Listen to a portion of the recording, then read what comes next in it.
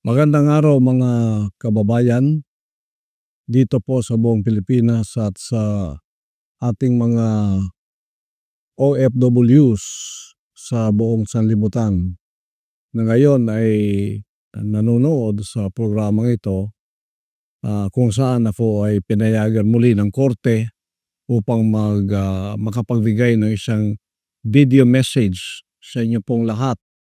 Kinalulungkot ko po na baka hindi ako payagan sa face-to-face debate, pero sa kabutihang palad ako'y binigyan ng pagkakataon ng korte na makapag-video message sa inyong lahat. Ang una-una ko pong advokasya, ako'y magtatrabaho po. Pupunta ako sa politika, hindi ko hanap ang pera, hindi ko hanap ang katanyagan.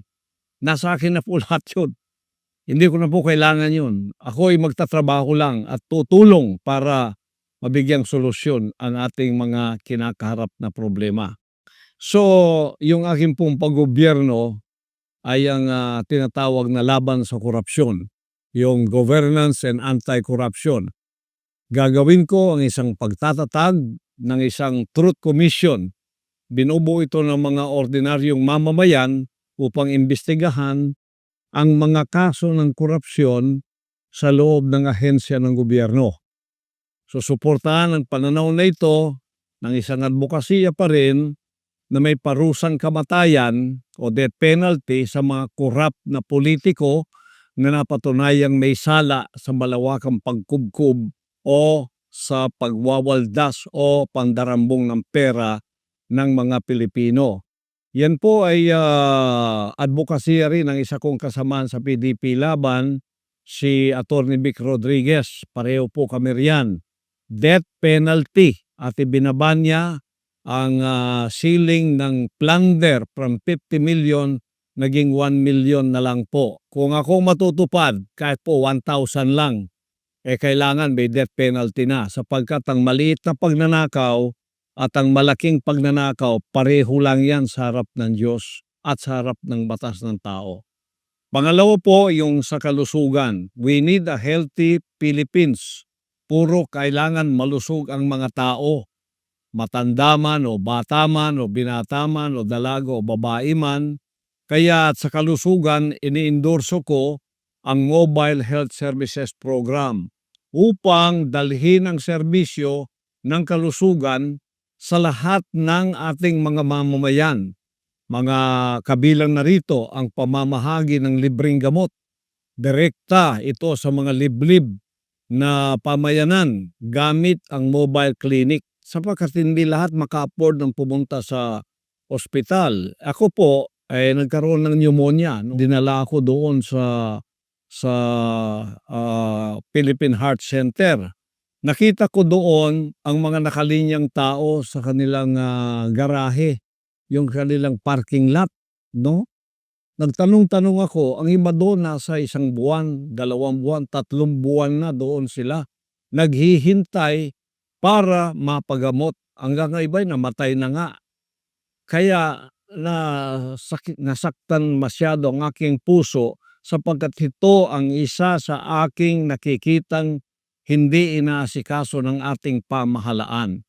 Kaya nga ang PhilHealth, mahalaga yan. Merong budget pero hindi ginagamit doon sa kalusugan na dapat ito'y ipamigay na libre ang gamot sa lahat ng tao sa Pilipinas. Bilyon-bilyon po ang pera natin yan, ngunit hindi ginagamit sa wasto. So, ipalalawak ko ang saklaw ng PhilHealth upang masaklaw ang mas marami panggamot, outpatient, pangangalaga at mga programa sa pagpapagaling o yung rehabilitation para sa mga pamilyang may mabababang kita. Sapagkat, tingnan ninyo pagka nagkasakit ang isang taong dukha, kung meron man siyang ipon, lahat ng yan ay mauubos. Kung meron man siyang munting ari-arian tulad ng lupa o bahay, ipagbibili pa yan. Kaya nagiging dukha silang lalo dahil dyan sa problemang yan. Meron tayong PhilHealth. Asahan po ninyo, pag ako ay naging senador, inilukluk ako kasama ng aking mga kasamahan sa PDP Laban, ipaglalaban ko ang kalusugan ng ating mga mamamayang Pilipino. Libre gamot, lahat-lahat, pati doktor, pati hospital. Ipaglalaban ko po yan. Malaking laban ito sa Senado. Alam ko marami ang kokontra dito sapagkat hindi naman lahat tulad kong zero corruption. Kaya nga nawawala yung budget ng PhilHealth dahil kino-corrupt ito na dapat ilagay sa pangkalusugan. Saan nilagay? Sa tulay. Wala ka naman nakitang tulay. At yun ay mali. Itutuhid po natin yan. Kaya ang aking pong advokasya, ayusin natin ang Pilipinas. Ito ay isa ring advokasya ko, pagbabawas ng kahirapan, Poverty Alleviation Program. Magpapasa ako ng Philippine Food Security Enhancement Act na magbibigay ng kapital sa mga magsasaka para sa produksyon ng agrikultura, makapagbigay ng modernong kagamitan sa pagsasaka upang suportahan ang mabisang produksyon, pamamahagi at pag-iimbak ng pagkain. Susulong din natin yung tinatawag na Subsidized Utilities Program upang magbigay ng subsidiya ang gobyerno sa mga bayarin sa tubig at kuryente na nakatuon sa mga pamilyang may mababang kita. Ako, kasama rin ako sa advokasyang ito. Ako'y natutuwa sapagkat si Attorney Hinlo merong tinatawag na state subsidized farming. No? So si Attorney Hinlo meron siyang tinatawag na state stage farming. Ako ganun din ang advokasya ko. Dapat ang gobyerno ang siyang magbigay ng gabay sa mga ating mga farmers. Mahaba-haba po ito kung i-explain ko sa inyo lahat dito. Mamaya na pagka tayo ay nandyan na sa Senado kung ako'y papalarin ng dakilang ama, so sasabi ko po sa inyo, nakadetalye na po yan lahat sa aking panuhala. Detalyado na po yan kung paano gagawin. Ngayon, medyo mga ano lang ito, mga introduction lang para sa inyong kaalaman. Pagkatapos, hindi lang ang pamayanan ang dapat malusog na Pilipinas, kundi may edukasyon na Pilipinas. Kasi nakita ninyo, ang edukasyon natin, napakababa. Marami ang college graduate pero hindi naman makapagtrabaho. So magpapasa ako ng School Infrastructure Development Bill upang maglaan ng mga pondo para sa pagpapabuti ng pasilidad ng paaralan, lalo na sa mga rural na lugar upang matiyak ang kalidad ng edukasyon. Magpapasa rin tayo ng Patriotic Curriculum Act na naglalayong magbigay ng libreng kalidad na edukasyon na nagtutuon sa pagpapalakas ng pagka-makapilipino at paglaban sa mga negatibong ideolohiya tulad ng mga komunista. Iyan ay aking advokasya kahit sa aking pong paaralan na itinayo, ang Jose Maria College Foundation Incorporated. Kita ninyo dyan, napakarami ko na pong advokasya para sa ating mga Pilipinong kabataan para maging lawyer, maging abogado. Pipili lang sila ng kurso nila. Iyan po ay libre lahat sa akin pong pangangalaga sa JMCFI. At yan, kung ako ay may luluklok bilang isang senador, palalawakin ko yan. Paaralin natin ang napakaraming mga patriotic Filipinos na magkaroon sila ng curriculum na magiging mahal nilang Pilipinas at mailayo sila sa mga nakakasirang ideolohiya na nagtatanim ng galit o hate. Yan ay ang CPP and PNDF. Ialis natin sila dyan. Lalis natin, kasama na rin dyan ang advokasya natin sa kapayapaan para maalis din naman sila sa masamang bisyo tulad ng droga. Isa rin sa ating advokasya yung peace and order. Magpapatuloy po yung ating laban sa droga. Magpapatuloy yung laban natin, laban sa mapanirang ideolohiya. ng CPP and PNDF. Ipagpapatuloy ko po yan sapagkat yan ang advokasya ko kahit noong ako ay wala pa dito sa larangan ng politikang ito. Sa akin pong itinayong SMNI nung ako ang chairman dyan, naglaan ako ng 3 oras bawat araw sa laban kasamang bayan upang ang ating pamayanan ay maliwanagan sa mga deception o panlilinlang ng komunistang ideolohiyang itong napakarami ng namatay sa loob ng 50 taon. Ganon din karami ang namatay, mga 50,000 na ang patay. Wala man lang crime against humanity ang ginawa dyan. Tingnan niyo ang ating Pangulo, 8 years, 43 ang naakusa sa kanya. Crime against humanity na. Yan po ay injustice. Yung walang pagkawalang hustisya, asikasuhin po natin yan. Yung freedom of religion, tututukan ko po yan. Yung separation of church and state, ayusin natin yan. At ang hustisya, ibibigay natin dyan sa larangang yan. Sapagkat ang aking kongregasyon at ako ay nakatikim na po ng injustice. Meron ninyo, nilapastangan ang aming compound. Nilapastangan ng bahay-sambahan.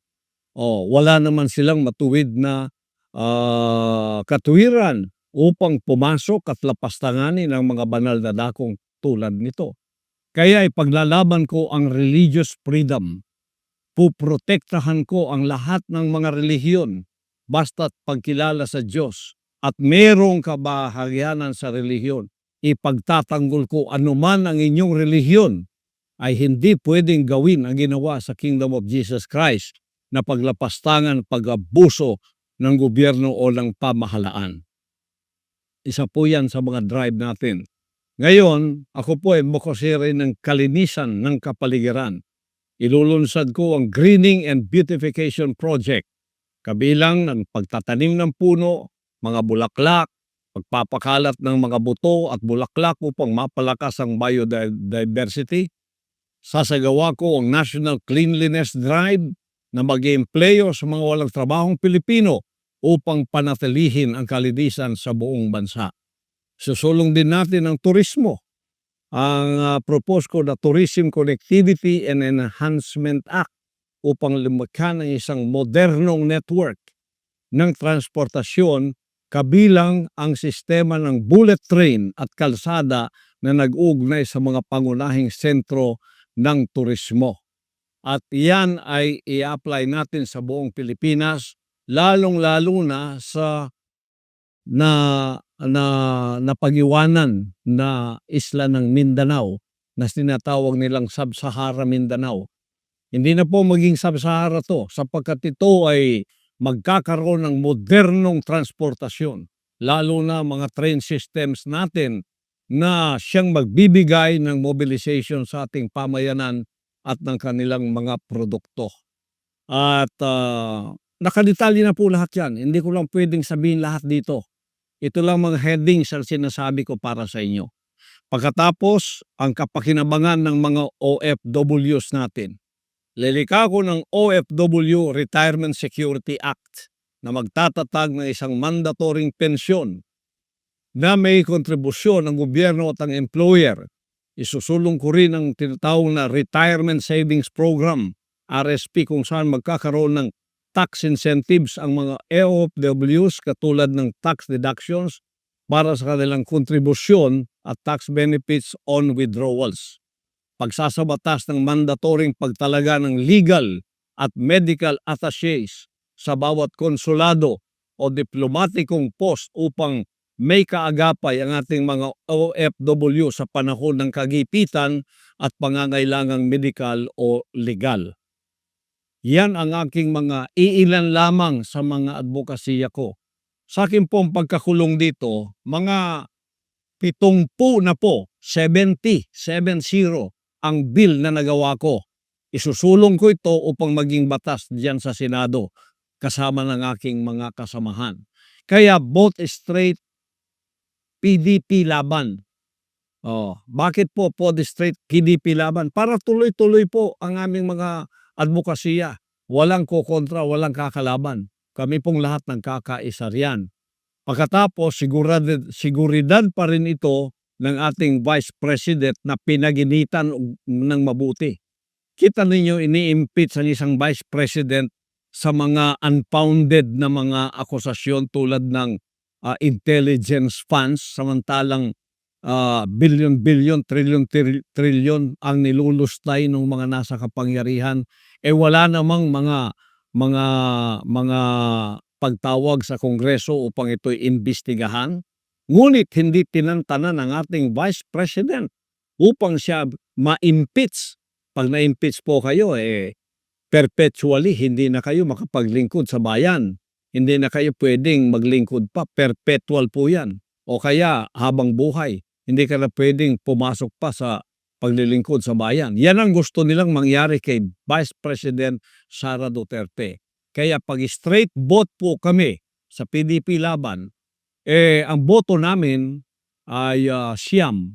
Kailangan ng siyam na boto ng mga senador upang hindi po ma-impeach ang ating Vice President Sara Duterte.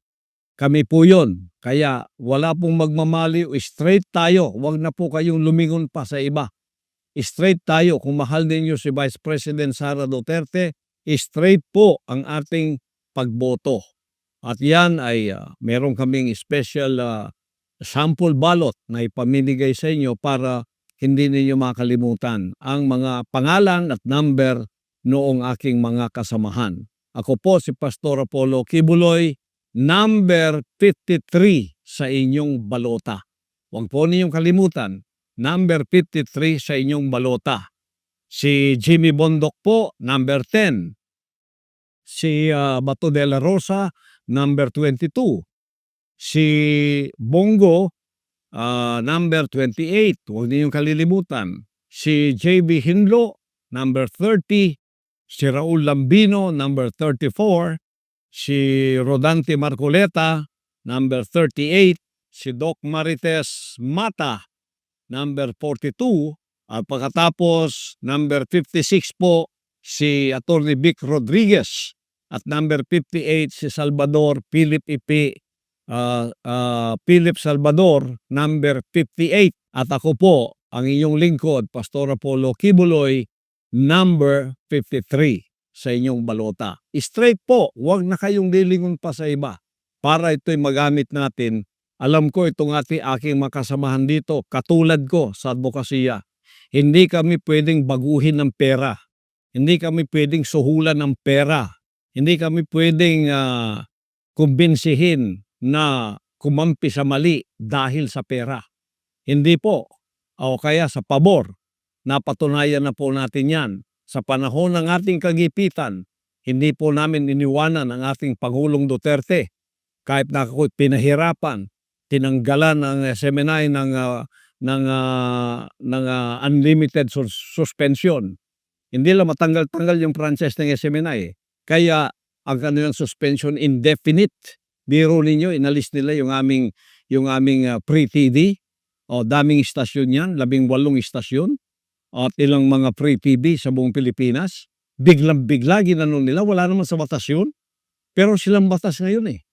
Walang batas-batas sila. Basta sinabi nila, yun ang tutuparin nila kahit may batas o wala. Ang isa lang sasabihin nila, sige magsumbong kayo sa korte. Sa korte na tayo magkikita. Sa 16-day siege, andala. Isang warrant of arrest, hindi naman pangalan ko at hindi address ko. Sinabi ng mga lawyer ko, against the law yung ginagawa ninyo. Hindi naman dito si pastor. Hindi. Sa gusto nyo dilip, hindi. Papasok kami. Pumasok, 16 days pa. Kung may reklamo kayo, sa korte kayo pumunta. Ganon ang panahon ngayon. Babaguhin po natin ang pang-aabusong yan. Kaya kailangan po natin straight PDP laban para sa ating Vice President, hindi ma-impeach. Tingnan po ninyo ang nangyari ngayon sa ating Pangulong Duterte. Ang sinabi ko na sa inyo na ako ay gustong extraordinary rendition ng mga puti nung mga panahong ako'y umiiwas. Hindi nila ako nakuha. Ngayon, binigyan ako ng garantiya ng dalawang kinatawan sa gobyerno na walang rendition kaya lumitaw ako.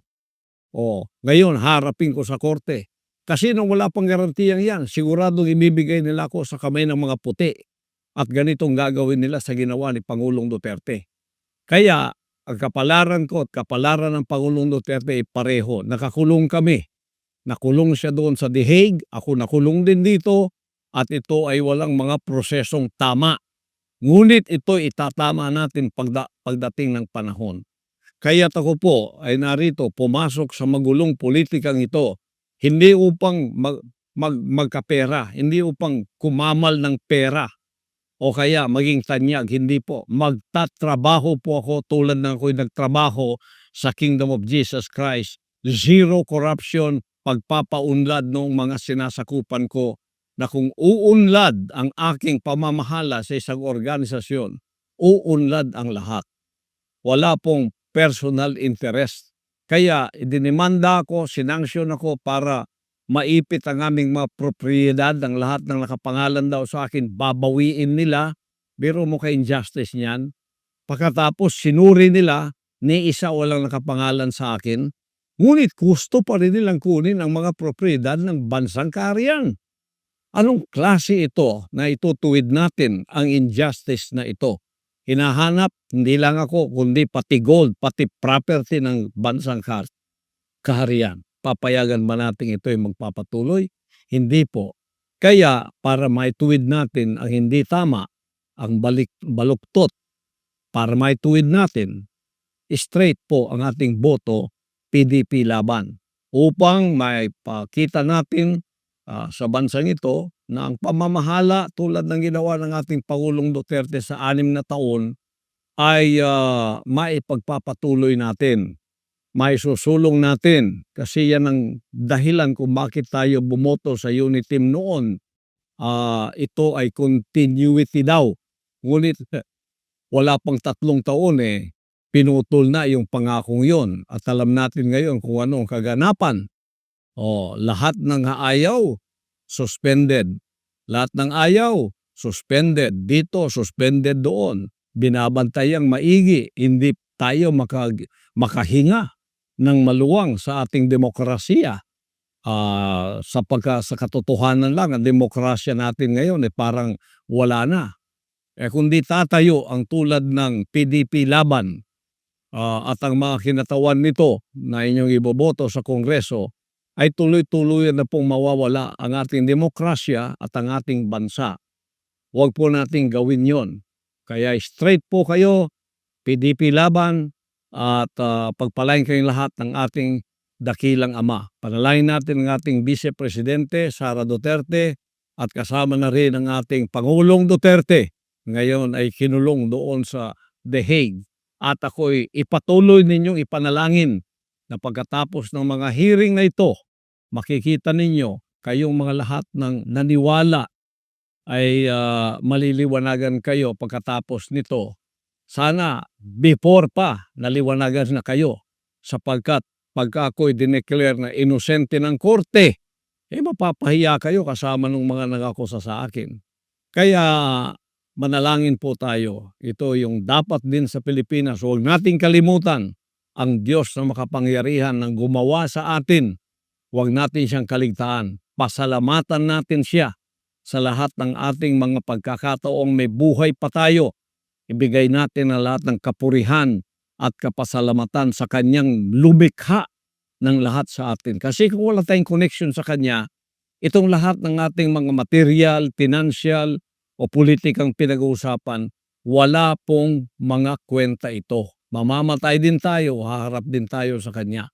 Kaya huwag ninyong kaligtaan sa panahong ito ang ating dakilang may kapal. Ibigay natin ang lahat ng kapurihan at kapasalamatan sa kanya na anuman ang pinagdadaanan natin. Kung tayo ay may mabuting puso, may mabuting kalooban, hindi niya tayo pababayaan. Tayo pa rin ang magtatagumpay sa huli ng ating mga buhay. At para sa bansang Pilipinas, naniniwala akong ang gabay ng dakilang ama ay pagkakaloob niya sa bansang ito. Lalo na gagabayan kayo o itong 10 na PDP laban senatorial slate. Diretso na po tayo. Huwag na tayong lumiko, huwag na tayong lumingon sa iba, diretso na po. Straight ang boto ninyo, PDP laban lahat, para tayo'y mananalo sa larangan ng ating pamahalaan at ng ating bansa.